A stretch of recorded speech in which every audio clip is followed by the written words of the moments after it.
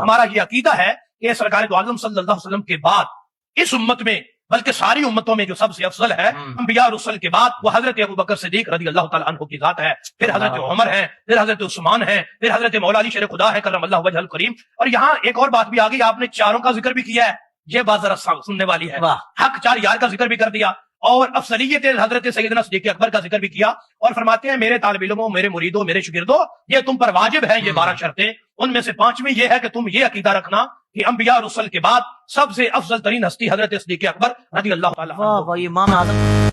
چند لوگ یہ عقیدہ رکھتے ہیں کہ یہ پنجتن پاک انبیاء کرام سے بھی افضل ہیں، اللہ باللہ۔ ذات مصطفیٰ صلی اللہ علیہ وسلم تو اللہ کی مخلوق میں سب سے افضل و اعلیٰ ہے، یہ ہم اہل سنت و جماعت کا عقیدہ ہے۔ لیکن مولا کائنات شیر خدا رضی اللہ تعالی عنہ، سیدہ پاک رضی اللہ تعالی عنہ، امام حسن، امام حسین رضی اللہ تعالی عنہما، ان چاروں کے لیے یہ عقیدہ رکھنا کہ یہ انبیاء کرام سے افضل ہیں، یہ اہل ایمان کا عقیدہ نہیں۔ اگر کوئی یہ عقیدہ رکھتا ہے تو ایمان سے خارج ہو جائے گا۔ کی وہی فضیلت ہے، پہلا نمبر صدیق اکبر، دوسرا فاروق اعظم کا ہے، تیسرا عثمان غنی کا، چوتھا مولا علی کا۔ باقی یہ سب ترتیب جو عشرہ مبشرہ، جنگ بدر، جنگ احد، یہ ساری ترتیبات موجود ہیں۔ لیکن یہ کہنا بس اوقات پتہ کیا، یقین فرمائے مجھے ڈر لگتا ہے ان لوگوں سے کہ یہ کتنا گندا عقیدہ پھیلایا جا رہا ہے۔ اللہ بس سمجھنے کی توفیق عطا فرمائے۔ حضرت شاہ صاحب آپ تو پروگرام دیکھتے رہتے ہیں، کرواتے بھی ہیں، آپ کو ساری سمجھ بھی ہے، یہ بات بڑی خاص ہے جو میں کہہ رہا ہوں۔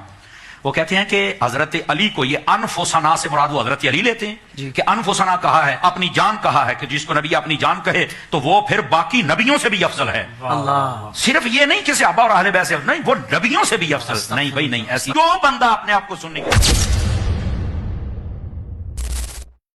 اہل سنت والجماعت والے مولا علی کی عظمت کے قائل نہیں ہوئے، اہل تشیع مولا علی کی عظمت کے قائل تو ہو گئے لیکن ان سے فیض حاصل نہیں کر سکے۔ اب پھر ایک جماعت کامیاب رہی، وہ جماعت تھی صوفیہ کی، فقراء کی، جنہوں نے اپنے نفس کو پاک کیا، اپنے دل کو زندہ کیا۔ جب دل پاک ہوا، نفس پاک ہوا، تو سامنے مولا علی کھڑے نظر آئے کہ ہاں بتا بھائی کیا چاہیے تجھے۔ اب کیوں مولا علی کھڑے نظر آئے؟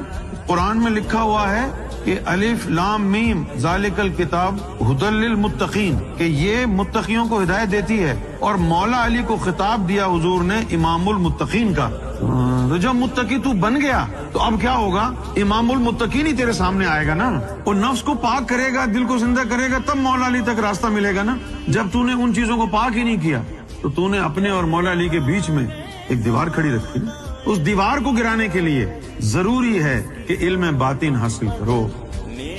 نبی پاک صلی اللہ علیہ وسلم کا فرمان تو آپ دہرا دیں کہ بھئی اللہ کے رسول نے فرمایا کہ من کنت مولا فہذا علی مولا، لیکن یہ تو سوچیں آپ کہ کس کو کہا تھا یہ؟ ہمارے لیے کہا تھا یہ؟ اس دور کے لوگوں کے لیے کہا تھا؟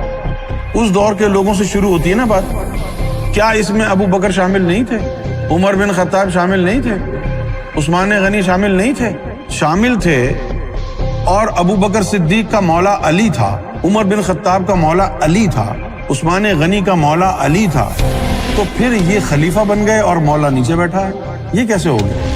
ہم تو وہ بتا رہے ہیں جو اللہ کے رسول کا فرمان ہے۔ تو اس کا مطلب تھا کیا؟ اس کا مطلب یہ تھا کہ حضور کے پردہ فرمانے کے بعد مولا علی سے یہ ابو بکر صدیق بھی اور حضرت عمر بن خطاب اور عثمان غنی اور باقی جتنے بھی صحابہ تھے، وہ سارے کے سارے باطنی علم سیکھے۔